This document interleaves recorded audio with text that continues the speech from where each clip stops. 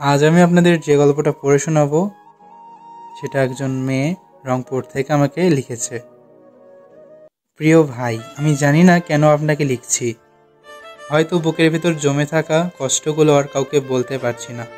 আপনাকে আমি চিনি না, কিন্তু আপনার ভিডিও আর কথাগুলো শুনে মনে হয়েছে আপনি শুনতে পারবেন, বুঝতে পারবেন। তাই রংপুর থেকে এই চিঠিটা লিখছি।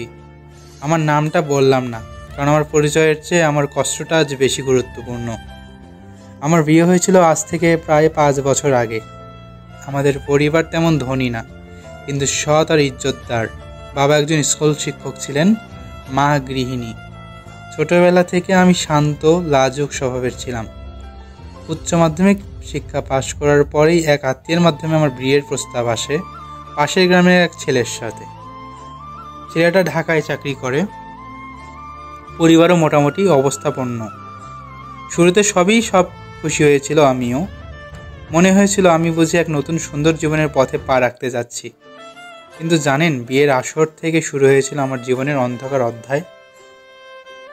বিয়ের পরপরই ওদের বাড়িতে গিয়ে দেখি আসল চেহারা একেবারেই আলাদা। আমার শাশুড়ি প্রথম দিন থেকেই যেন আমাকে শত্রু ভেবে নিলেন। আমার কথা বলার ধরন, হাঁটা, পোশাক সবকিছুতেই তার আপত্তি। আমার ছেলেকে মুগ্ধ করতে পারেনি, এত সাদাসিধে মেয়ে নিয়ে কি হবে, এইসব কথা প্রতিদিন শুনতে হতো। আর আমার স্বামী, যাকে স্বপ্নের মতো ভেবেছিলাম, সে যেন এক ঠান্ডা পাথরের মতো মানুষ। অফিস থেকে এসে আমার দিকে তাকাতো না, কথা বলতো না, চোখে কোনো মায়া ছিল না। প্রথম ভেবেছিলাম সময় লাগবে, হয়তো ব্যস্ত থাকে।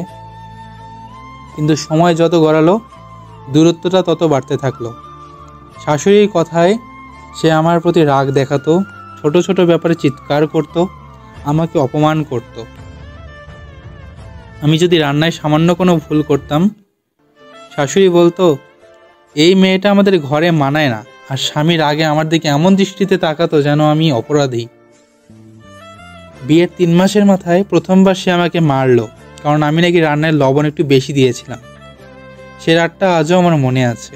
আমার গালে জ্বলন্ত ব্যথা, আর বুকের মধ্যে কেঁপে উঠেছিল স্বপ্নভাঙা এক মেয়ের জীবন। এরপর শুরু হলো প্রতিদিনের মানসিক নির্যাতন। কখনো রান্না খারাপ, কখনো কাপড় ঠিক মতো ধোয়া হয়নি, কখনো আত্মীয় স্বজনদের সাথে আমি নাকি ঠিকভাবে কথা বলতে পারিনি। এইসব অজুহাতে গালাগালি, অপমান, কখনো থাপ্পড়, কখনো ধাক্কা, আর চারপাশে কেউ নেই যে আমাকে একটু বুঝবে। আমি বাবার বাড়িতে কিছু বলতেও পারতাম না।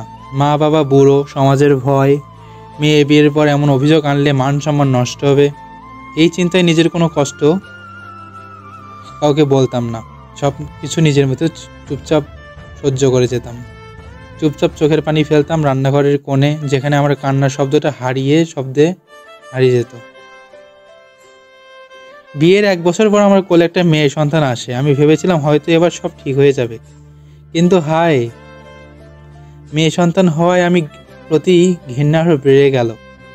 শাশুড়ি বলল, এই মেয়ে তো আমাদের বংশের ছেলেকে আনতে পারলো না। আর স্বামী, সন্তানের মুখে সে হাসিটুকুও দিল না। একদিন রাত্রে সে আমাকে স্পষ্ট বলেছিল, তুমি আমার জীবনের বোঝা, আমি এই বিয়ে চাই না, মাই জোর করে করিয়েছে। আমি সেদিন সারা রাত জানলার পাশে বসে কেঁদেছিলাম।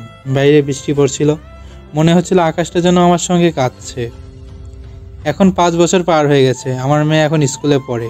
আমি প্রতিদিন সকালে ওকে স্কুলে পাঠাই, তারপর আবার সেই একই নির্যাতনের সংসারে ফিরে আসি। প্রতিটি দিন যেন একটা যুদ্ধ, যেখানে আমি হাঁটতে হাঁটতে টিকে আছি শুধু মেয়েটার জন্য। আমি চাই না ও আমার মতো কষ্টের জীবন পাক। আমার শরীরে অসংখ্য অজানা ক্ষত, আর মনে অসংখ্য অপূর্ণতা। আমি আজও বেঁচে আছি, কিন্তু ভেতরে ভেতরে আমি যেন প্রতিদিন একটু করে মরে যাচ্ছি। আপনাকে গল্পটা বলার একটাই কারণ, আমি কারো কাছে কিছু চাই না, শুধু চাই কেউ যেন আমার কথা একবার মন দিয়ে শোনে, যেন আমি বুঝতে পারি আমি একা নই। আমার মতো হাজারো মেয়ের হয়তো একই গল্প, শুধু বলার কেউ নেই। এই চিঠিটা হয়তো আপনি পড়বেন, হয়তো ভুলেও যাবেন, কিন্তু আমি চেয়েছিলাম আমার কষ্টটা একবার ঠিকভাবে কারো কাছে তুলে ধরতে। তাই আপনাকে লিখলাম, রংপুরের একজন নামহীন নারী। সো বন্ধুরা, আপনারা সবাই আপুটার জীবনের গল্প শুনলেন। আপনাদের জীবনের সাথে কারো মিল থাকলে আমাকে অবশ্যই কমেন্টে জানাবেন, সেও গল্পটা অবশ্যই শুনবে। আর এরকম আপনাদের জীবনের গল্প আমাকে পাঠাতে চাইলে আমাকে আপনারা জিমেলে পাঠাতে পারেন। এই ভিডিও ডিসক্রিপশন বক্সে যে আমার জিমেল দেওয়া থাকবে, ওখানে পাঠাতে পারেন, অথবা ফেসবুক মেসেঞ্জারও দিতে পারেন। আর ভিডিওটা ভালো লাগলে অবশ্যই চ্যানেলে সাবস্ক্রাইব করবেন। পরবর্তী ভিডিও পাশে পাওয়ার জন্য বেল আইকন অবশ্যই ক্লিক করে দিবেন। ধন্যবাদ সবাইকে। আসসালামু আলাইকুম।